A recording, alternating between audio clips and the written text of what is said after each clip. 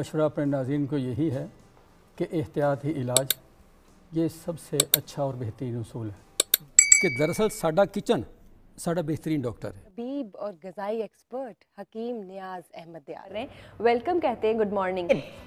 सस्ता और मयारी हल हमें बताते हैं कभी कभी बड़ी मेजर मेडिकल प्रॉब्लम्स का। कि हमारी ग़िज़ा और दवा, इसका जो डिफरेंस है, किस तरह से हमें उसको डिफ्रेंशिएट करना। दवा और ग़िज़ा में एक फ़र्क है।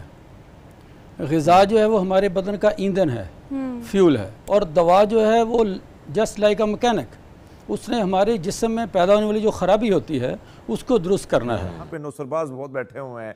तबीब का मतलब तो यह है कि वो आपके पूरे जिस्म का मालिज है। क्या बात, क्या बात।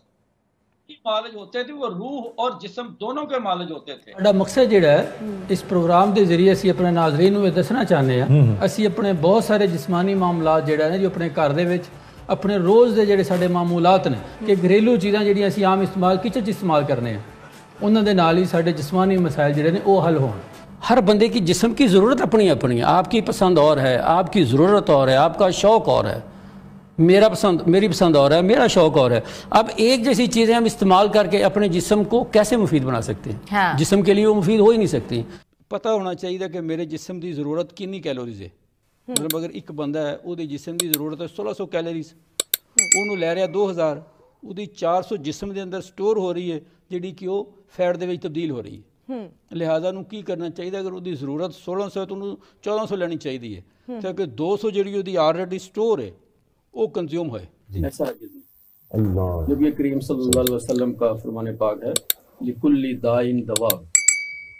सुभान अल्लाह। जिस तरह हमारा ये अकीदा है कि जब कोई इंसान पैदा होता है तो इसका रिस्क पहले उतार दिया जाता है, इसी तरह जब कोई बीमारी सामने आती है तो उसका इलाज भी दुनिया में आ चुका होता है। हम अक्सर ये देखते हैं कि एक शुगर का मरीज है, वो मीठा भी दबा के खाता है, फल भी खा रहा है, मिठाई भी खा रहा है, और जब बात आती है चाय की कहता जी मैं चाय फीकी पीनी। जैसे जैसे मालूमात आम हुई, हम इसे इल्म नहीं कहते। अच्छा, मैं माफ़ी चाहता हूँ कि ये जो हमारे यानी गैर मुसद्दका जो इल्म है वहाँ पे, हाँ, गैर मुसद्दका इल्म भी नहीं है, ये मालूमात हैं। मालूमात है, अच्छा, ये सुनी सुनाई चीज़ें होती हैं। ग़िज़ा में ये है कि नबी सल्लल्लाहु अलैहि वसल्लम ने फरमाया कि अगर आप वही का इस्तेमाल करें, वही एक फल होता है, उसके खाने से बच्चा जो वो ज़हीन भी होता है, बच्चे के अंदर जो ज़हनी सलाहियतें हैं, दिमागी ग्रोथ जो वो बहुत ज़्यादा होती है, बच्चे की जिस्म जो वो खूबसूरत होती है।